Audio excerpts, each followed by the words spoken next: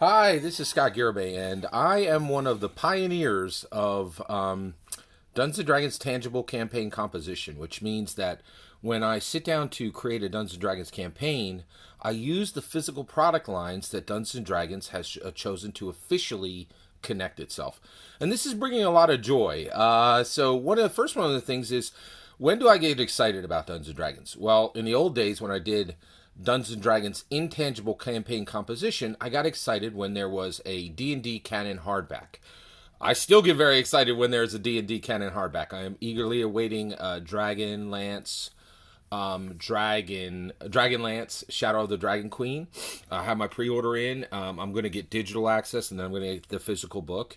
But one of the things that's great about tangible D&D tangible campaign construction is there can be acquisition attached to it, and there's just a lot of joy in that acquisition. So this is, in my opinion, the future of every dungeon, every like serious tier 1 dungeon master, which is starting to get Magic the Gathering through TCG Player. And I think I've ordered from Card Kingdom, but I really like TCG Player.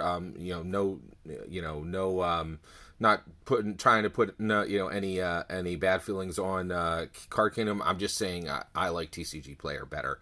I'd be happy to hear. I just like you. I'm going to be getting. I'm building my library of Magic Gathering cards to honor what Wizards of the Coast said. Like they said, hey, listen. The worlds of Magic the Gathering are the worlds of Dungeons and Dragons, and they said that through Plane Shift. They said that through hardback. D&D canon hardbacks. They said that through Magic the Gathering sets. They said it in a million different ways. So, I'm just trying to hear them, right? So, first of all, there's just so much joy in this. So, one, I was really delighted by this package. So, do you see this right here? When I saw this, I was like, oh, a lion's head. They drew like a cool lion's head on my package. They did not. I think that's the number 57, written with Sharpie. But you find delight where you can, and actually, that's the thing that I love most about Dungeons and Dragons is it just changes and morphs, and it's just beautiful thing that nobody can really keep up with, and I'm just so excited about it. So let me share this with you. Okay, so Dungeons and Dragons, right? So I'm getting ready for campaign D&D tangible campaign construction for a specific campaign, and so it starts here, right? So let's get into this, all right? So first of all, and this is why I absolutely love TCG Player, right?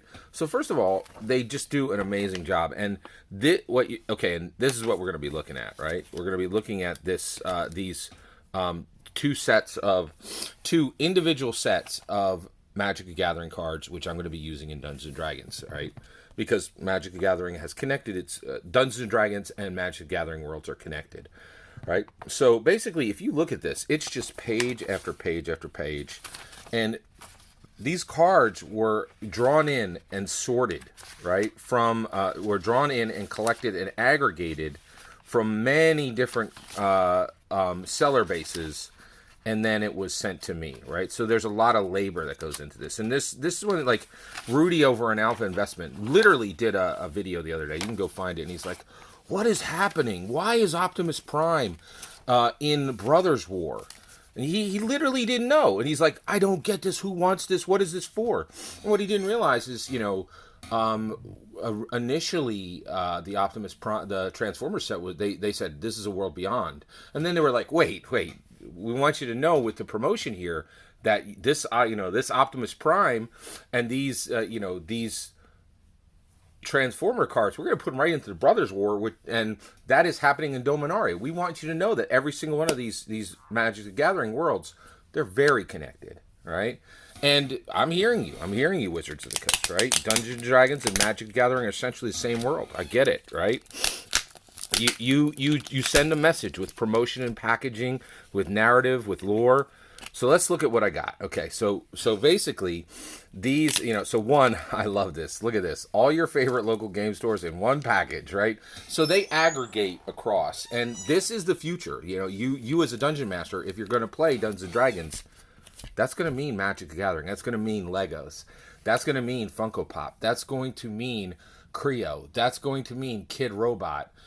That's going to mean Yahtzee. That's Dungeons and Dragons is not going digital. It's going more physical than ever, right? And those first three that I just mentioned, each one of those contains 1,000 worlds. Magic contains 1,000 worlds. Lego contains 1,000 worlds. Funko Pop contains 1,000 worlds, all connected to Dungeons and Dragons. Like, this is where we're at, right? So what do we have here? Let's take a look. All right. So first of all, what you're looking at here is I am just so incredible. Like, for a long time, Games Workshop and Hasbro. Now Hasbro had different materials, right? And they and whoa, look at that. That's the Trigon Prime.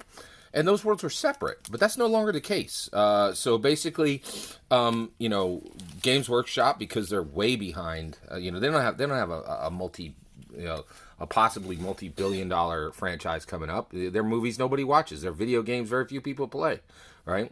And they wanted some of that shine that Wizards of the Coast had. They wanted to connect their Warhammer 40K world to Dungeons and Dragons, and now it's done, right? Redemption Dreadnought, Astartes Dreadnought. Here's a Necron. All right. Here is a Sawtech Immortal. All right. Here's a Sister of Silence. All right. Sister of Repentia. Scorpek Destroyer. Scorpek Lord. Soldier Tokens. All right. Whoa. There we go, baby. That is a Space Marine Devastator. Yes. All right. That's a Spawn. Sunken Hollow. This is interesting, right? So there was this talk initially about this being a universe beyond, but they're like, hey, we want you to understand, Sunken Hollow is in Dominaria, and Sunken Hollow is in Warhammer 40K. We are literally like giving these locations exactly the same name, the same magic base that we explained to you through Theros and Strixhaven and through Ravnica in D&D canon hardbacks. Right? The idea that these are a world beyond is ludicrous if you just read and look at the cards, right? Technomancer, Termagant Swarm, The Flesh is Weak, The Red Terror, Thunderhawk Gunship. Now, this is where it gets interesting, right? We have Spelljammer ships, right? And we could use them, and we could put them into battle against each other. Some people can't. I'm not sure why. But then, what's it going to look like when you have, a gift Spelljammer ship against a Thunderhawk gunship? Yes, right? Thunderwolf Cavalry, right? These guys are going to be able to help take down a Green Dragon, right? They have what it takes. Tombblade. Triarch Stalker, Trigun Prime, and there's the Trigun Prime at the end. Oh, another Trigun Prime, Tyrannid Haradon, Tyrannid Invasion, Tyrannid Prime, Tyrant Guard, Zangor Shaman, Ultramarines Honor Guard. Look at the art on that thing, man. This is why I can't go to OSR. Their art is garbage. All right, Vanguard Suppressor, Winged Hive Tyrant, Zephyrum, another soldier token, Volrath, the shape stealer. But what is he? Dungeons and Dragons shape shifter. Where you'll find those? You'll find them straight up in Eberron. All right. Zarak, the Silent King. All right. The Swarm Lord and the Shiny Trigon Prime, and that's where we. And then let's take a look at. And so one of the things that's just amazing is today, right? What's going to happen here at the Garibay house, right? I'm going to be going through these and I'm going to say, okay, where do these fit, right?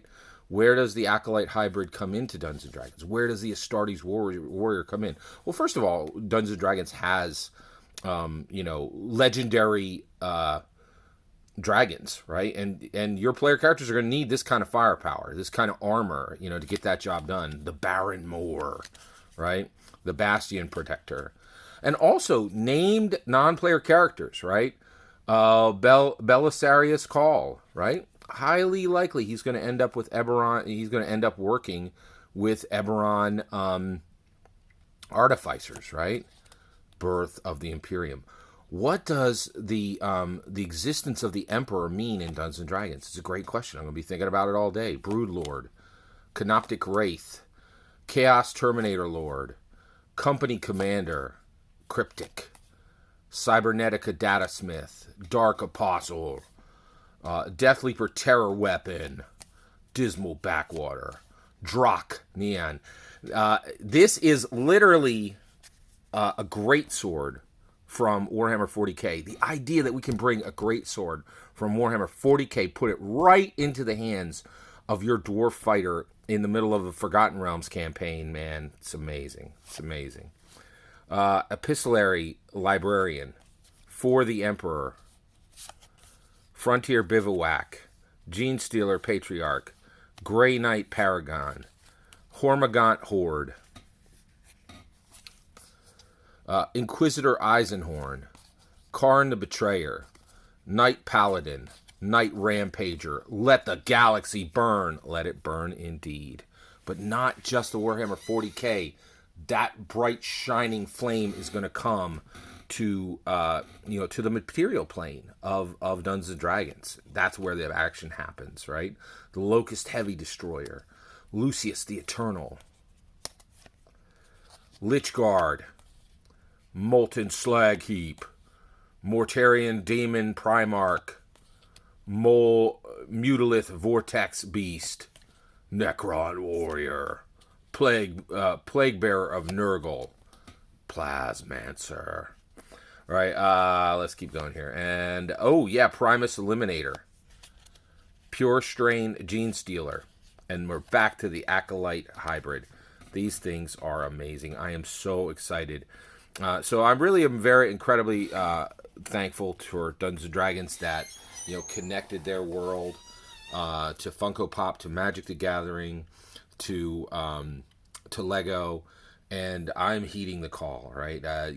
This world stranding that Dungeons and Dragons has done.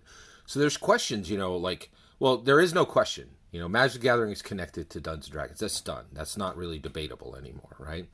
But then there's the questions of officialness. This is an official Warhammer 40k product, and this is official Wizards of the Coast product, right? Just like Dungeons and Dragons. Dungeons and Dragons is an official Wizards of the Coast product.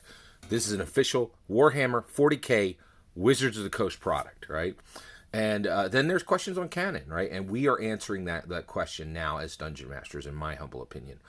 Everything I've told you here is my humble opinion. I'm eager to see how you are going forward in D&D, tangible campaign construction.